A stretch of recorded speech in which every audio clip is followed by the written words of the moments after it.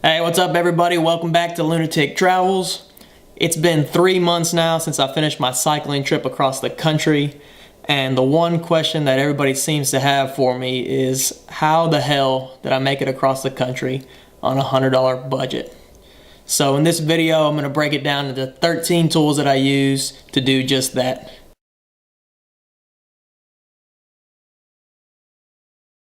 Alright guys, before we jump into it, I do want to clarify that this trip was for the purpose of a social experiment. So, I did it with a $100 budget, but that's not all the money I had. I had actually saved up quite a bit to be able to take off 2 years of travel. So keep that in mind when I'm giving some of these advice and tips. Some of them are extreme, some of them definitely aren't for everybody. But I just wanted to show you guys what I used to be able to do what I did. So with that being said, let's get into it with number one, which is rid yourself of debt.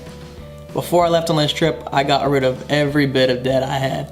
Paid off all my credit cards, got rid of my car, paid my cell phone bill, etc. Any type of debt I had, paid it off completely.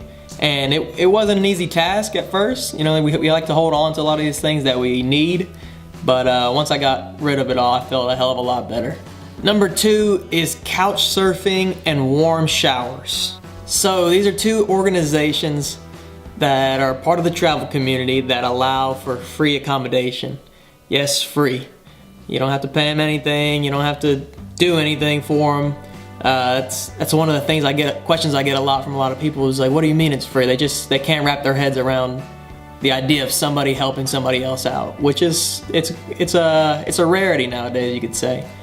But I did have extreme luck with it. Everybody I met on there was incredible. They wanted to show me their city, you know, and they didn't expect anything in return was a cool part, except for your time, of course, you know, sharing travel stories, you know, talking, helping them out. And of course, if you can do something around the house or whatever, help them out in any way, by all means, you know, do something if you can. And with both of these organizations, you know, the idea is that once you do get a place of your own or, you know, you're settled down, that you do return the favor and be part of, you know, the community and be able to give back.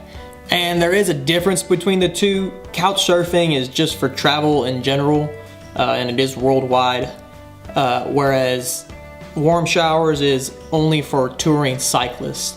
And I'm actually not sure if it's worldwide or just within the US, but it is only for cycling tourists. But same concept, just two different types of people they're targeting. Number three is Woofing.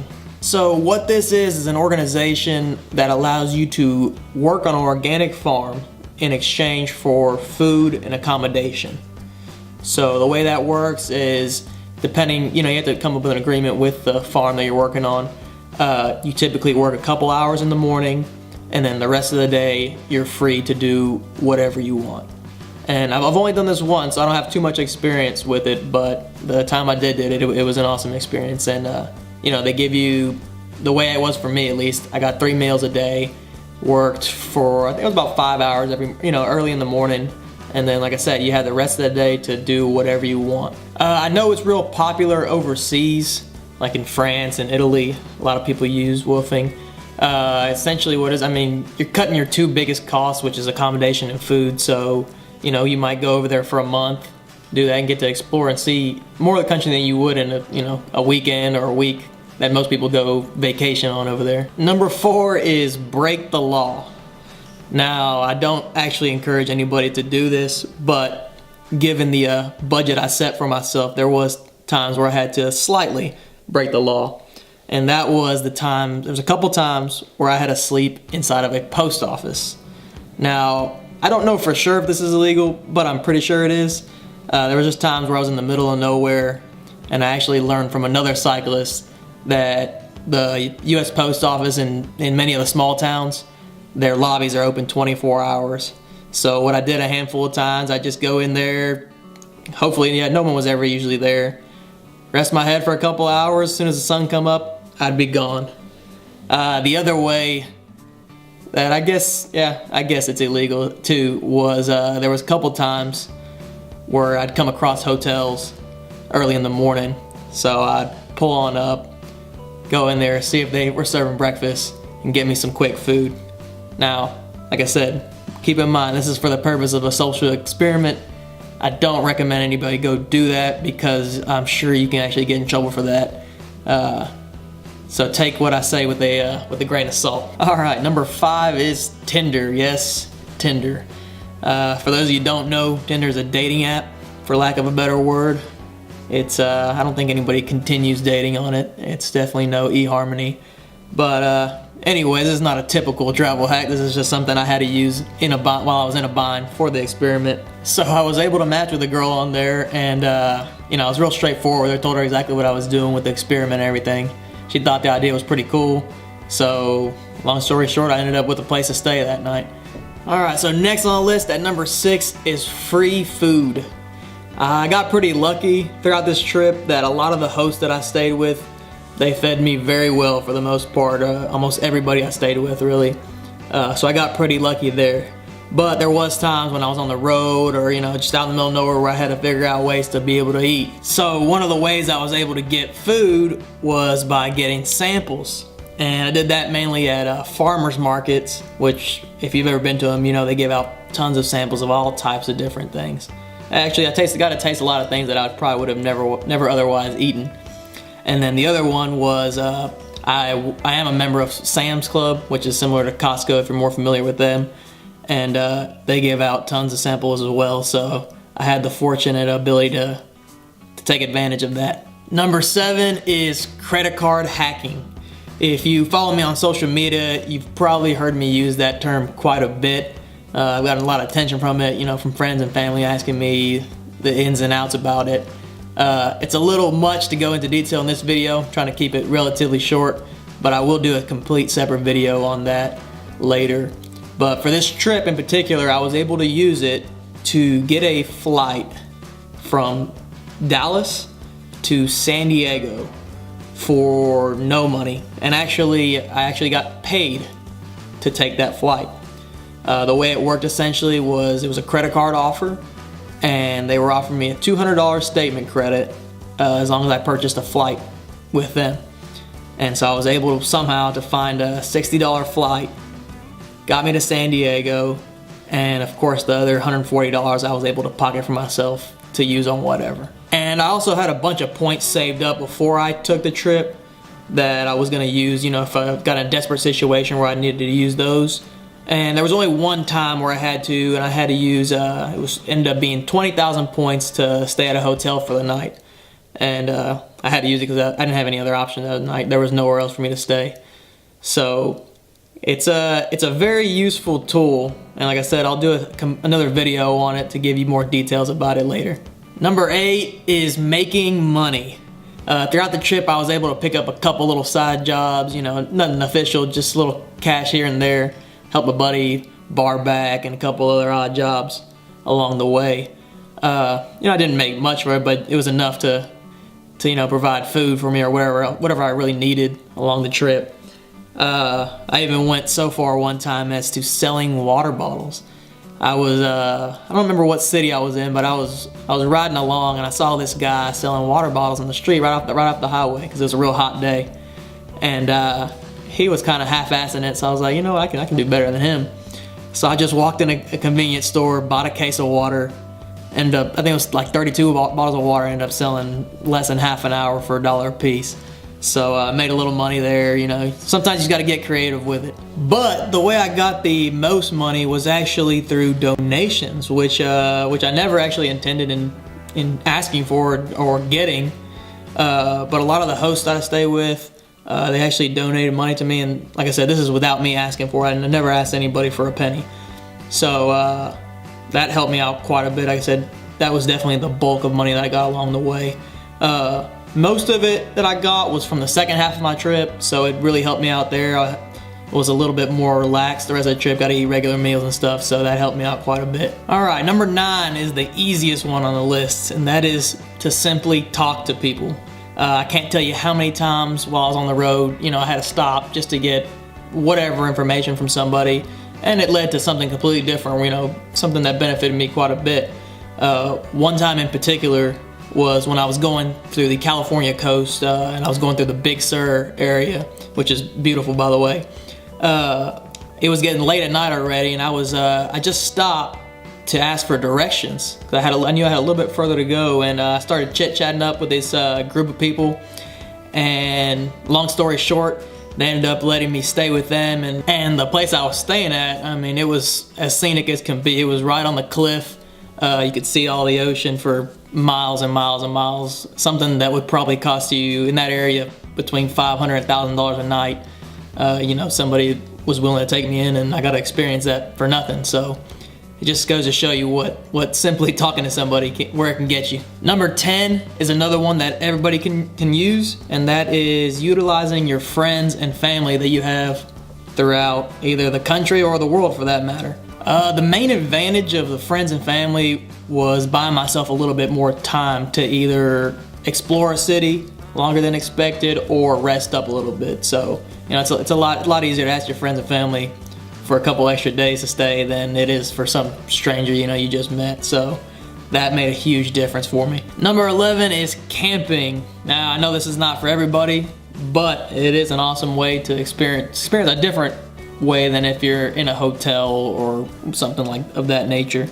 But you know, I got to see some very scenic areas camping. It wasn't always the most comfortable, but in the end I enjoyed it, and it was worth it. So, and there was a couple times where I had to do what's called stealth camping, which can be illegal sometimes not, depending on where you're at, which is essentially you just pulling over on the side of the road and pitching a tent. Now, typically, of course, you want to be, you know, behind some trees or somewhere out of the way where people can't see you. But I only had to do it a handful of times. Sometimes in some sketchy areas. There was even one instance where I had to sleep on the side of a cliff. So that was kind of scary at first, but I woke up in the morning in one piece. Number 12 is be a part of an organization. When I was in college, I was in a fraternity, so I was able to get in contact with a lot of the chapters throughout the country, and be able to use it as a place to stay. Those always led to some interesting nights. I got the chance to relive my glory days. All right, last but not least is number 13, and I wanted to save this one for last because this is the one that I hated the most, and I hope that nobody ever has to do in their life, and that is to beg. So early on in this trip, I was definitely more in survival mode because I thought it was going to be a lot harder than it ended up being towards the end. But at this point, I was still in Texas, and I was down to, I think, like $20 or $30. But in my head, I was thinking, to extend this experiment, I'm gonna have to, you know, push myself and find some ways to either make money or get food somehow, some way. So I was exhausted after a long day of riding, and I finally came to the conclusion that I was gonna ask for food. So I pulled up to a gas station somewhere in the middle of nowhere, Texas, and I pull up, and in my head going up, I thought it was gonna be easy, you know, just ask somebody for some food. But I get up there, I pull up, and I stop, and I start thinking about what I'm gonna say to this person, you know, to make me sound like a reasonable person, not just some bum off the street. And it took me forever to build up the courage to ask somebody. So I'm sitting there, kind of just making laps around the gas station. I just can't seem to find the courage to do it. And I ended up circling around that gas station, hanging around there for about an hour, just sitting there, because I can't describe the feeling to you, but it just, I don't know, I've never had to do anything like that before in my life, so it was a terrible feeling. And eventually, you know, it was getting late, so I just eventually decided, you know, I got to do it or whatever. And I went up, you know, I never asked for money. I never asked money, but the first person I went up to, I just asked him, you know, for a simple meal or whatever. I think there was a McDonald's attached to the gas station, and sure enough, he helped me out. And you know, I had to do it a couple other times along the way. It was only ever in Texas, but I had pretty good luck with it. There was time. Now the hard part was the times when people would say no, and the look they would give you as if you were nothing, you know.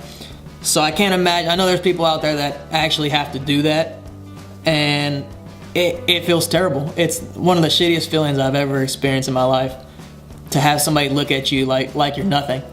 And luckily for me, like I said, this is all for me. It was all for an experiment, but I can't imagine how people can do that, you know, on a daily basis, just by the, you know, the looks that people give you by doing it. It was, I mean, for lack of a better word, it was just one of the worst things I've ever felt. All right, guys, so those are all the 13 things that I used to be able to make it across the country on a $100 budget. And like I said before, this is for the purpose of a social experiment, and a lot of these things are extreme, and I don't intend for anybody to do some of these things that I had to do. But you know, before I leave, I wanted to answer this question I get the second most, and that's, why did you do it? Initially, I was gonna do the trip just, you know, with save up some money and do it with my own money. And so I was saving up for a while, and I was telling people about what I was gonna do. And the question that I always got was, or the statement that I always got was that, man, I wish I had the time to do that, or I had the money to do that. And it became so frequent, that's just what everybody said. So I got tired of hearing that, and I decided, you know, I'm gonna figure out some way to do this, you know, with little money. That was my initial thought. But then the more I looked into it, more research I did, I decided to go with the $100 budget thing, just to kind of give me some leverage to start off with. I mean, I thought about doing zero from the get-go, but I figured it'd be a little bit more of a pain in the ass. But so yeah, I just got tired of hearing that, and I figured it seemed like it was a possible thing to do. And that was kind of the point of the trip, was to show that, you know, if you really want to do something, no matter what it is, you can do it. You know, a lot of people limit themselves because of things they don't have, or, you know, or things they think they don't have. But I mean, whether it's, of course I want everybody to travel, I mean, that's the whole point of this channel, but I mean, whether it's traveling, whether you want to lose weight, you want to do whatever it is that you want to do, the only thing that's stopping you is what's sitting between your two ears. You know, if you really want to do something, just get out there and do it. Don't, I mean, of course you do got to worry about certain aspects of it, but I would say just taking that first step to whatever it is you want to do is the main part of it, and from there everything seems to fall in place. So I hope you guys enjoyed the video, and keep in mind these are only the things that I used to be able to travel for free across the country. At the end of this video, I'm gonna leave you with a list of other things that people use that you can use, you know, in other countries and whatnot, that I didn't utilize on this trip. So stick around to the end for that. I hope you liked the video. If you did, please like and subscribe down below. It helps me out quite a bit. So if you have any questions, feel free to ask. And also don't forget, I will be posting another video just on credit card hacking, because I've had a lot of people asking me about it. Until then, we'll see y'all later.